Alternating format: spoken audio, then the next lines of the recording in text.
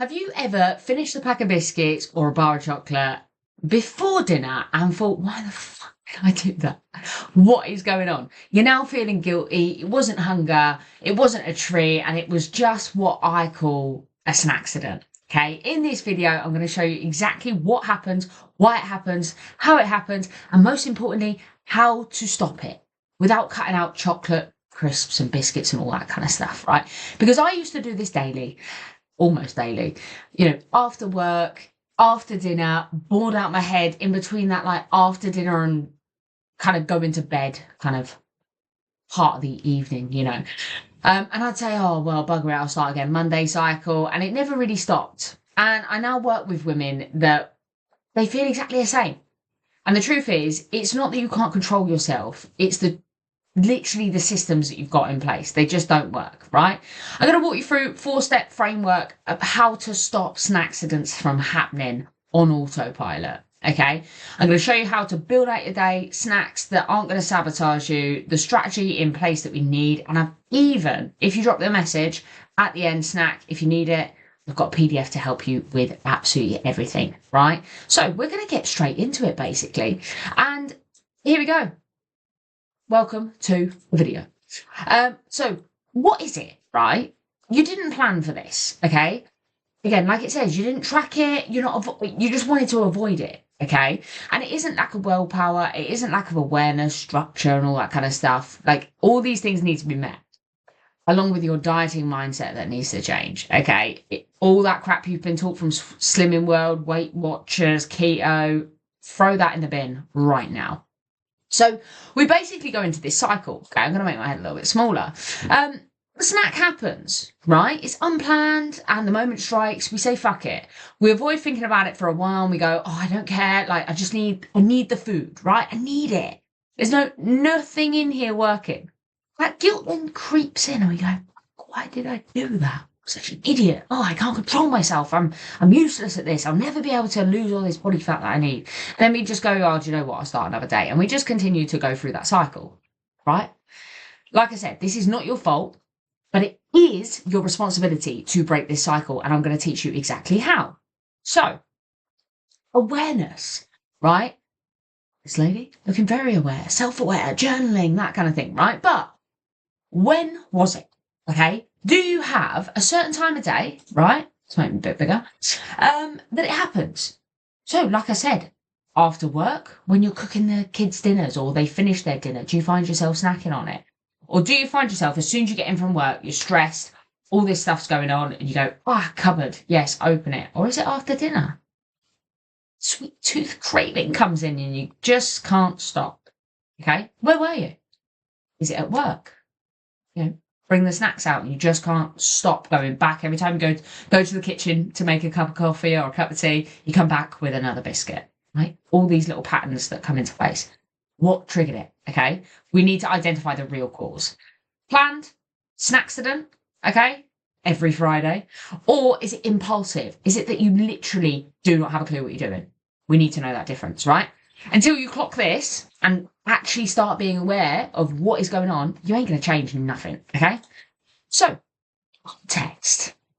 Zoom out, right? We are so tunnel visioned every single day, focused on our own lives, right?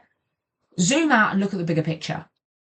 Let's ask ourselves a question. Have you eaten properly? And I do not mean a coffee for breakfast, but like a couple of Weetabix with some milk, like a chicken wrap for lunch, and then that's it. And gone, yeah, I've eaten great. I had a Skinny Whip bar at 3:00 and I thought that was going to tie me over. It's not happening, right? Also, were you tired, bored, anxious, emotional, overwhelmed? Is there a lot going on in your life right now? Okay, because a lot of people lean into food for comfort, right? Especially when we're in this fight or flight. Were you just thirsty? Like, honestly, 9 times out of 10, I'm just thirsty, not actually hungry, okay? Were you wanting to say no and you caved into that pressure? Might go to the in-laws or you might go to that pushy friend that loves to give you a bit of cake, right? Did you just cave into it? It is always what's happening, okay? And we need to come off autopilot to realise this, okay? Like we say, often snack accidents are a result of unmet needs. So whether that be physical needs, i.e. energy, calories, all that kind of stuff, fats, protein. Emotional needs, right? Are we slowing down? Thirst, saying no, boundaries, needs, all right? So let's break this pattern down then, right? So pattern interrupt, right? We need to now zoom into it.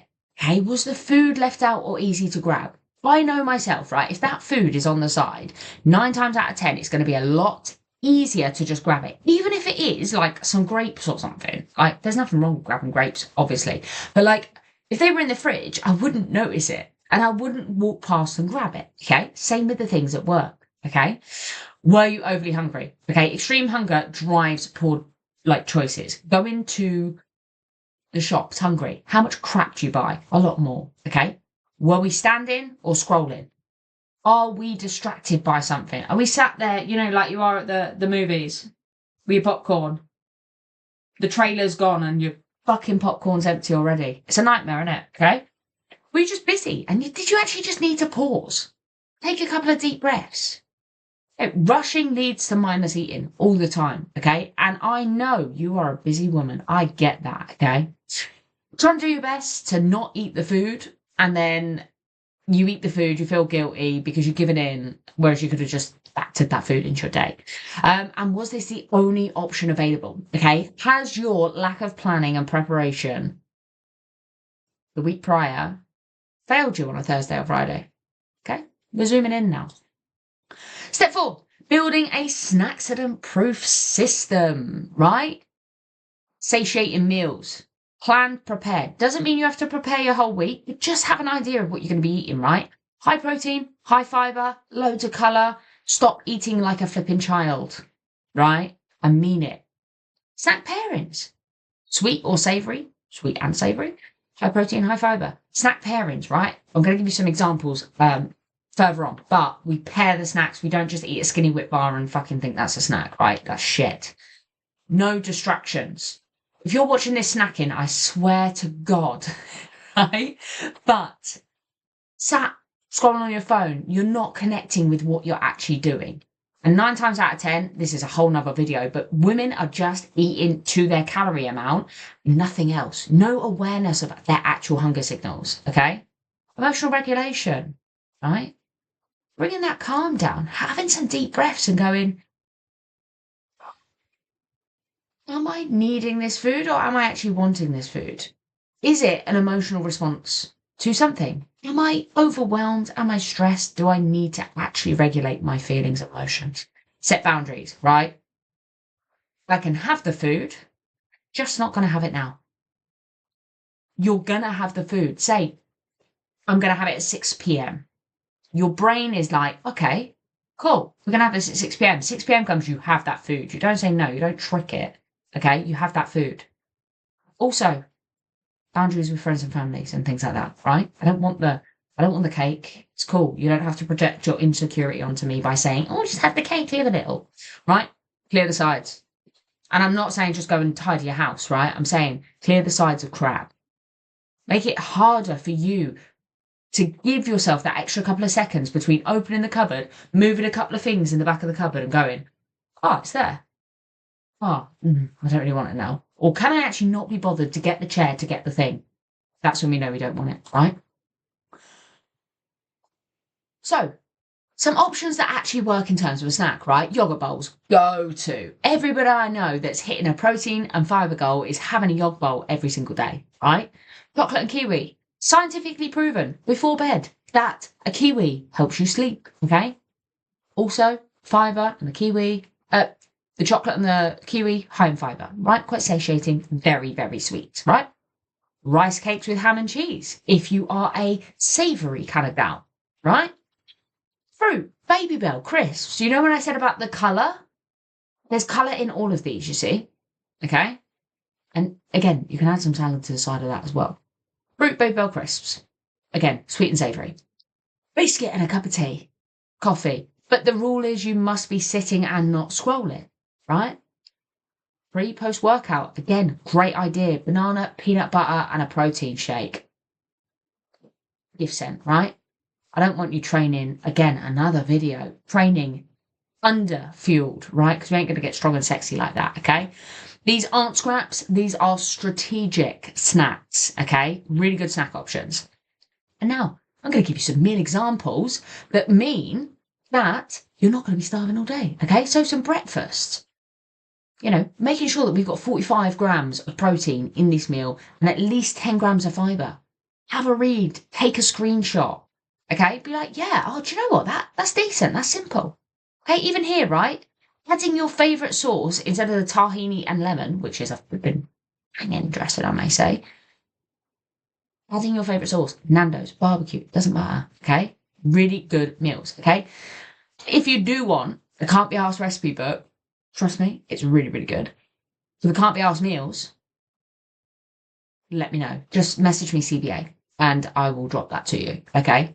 You don't need another recipe book though, right? This isn't the issue. This is not what I'm trying to give you here, right? It's the value of trying to stop snack accidents, but there's some great recipes in there that will help you with that are really fucking simple, okay? So, the strategy here, snack accidents happen when you undereat throughout the day, okay? You're setting yourself up for failure. You ignore your hunger, your thirst. You use food to soothe feelings and emotions, okay? And you don't build a structure, leaving everything to this willpower that, let's be honest, by the end of the week, we ain't got fucking nothing left anyway, have we? Right? You're not the issue, your system is, okay? And let's change the system and the outcome. So, here we go. Next steps, right? If snack accidents are sabotaging your progress, you need structure, but also flexibility to create a food freedom, okay? You do not need another meal plan. You do not need another recipe book, okay? Trust me. Your meals, you already know what their meals are. They just need adjusting, okay? You don't need obsession, right? Take this food that you are saying you can't control, take it off the pedestal, put it into your daily routine. Chocolate used to be mine. I make sure I have chocolate every day, all right? No guilt rule. Awareness and systems that stop this habit.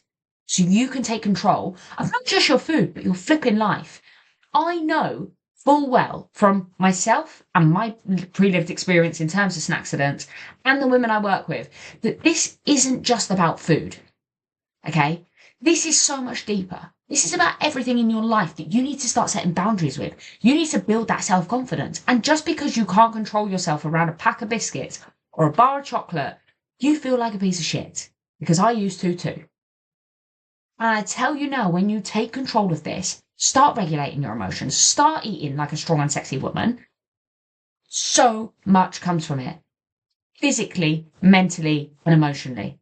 Okay? I've helped hundreds of women overcome snack accidents, right?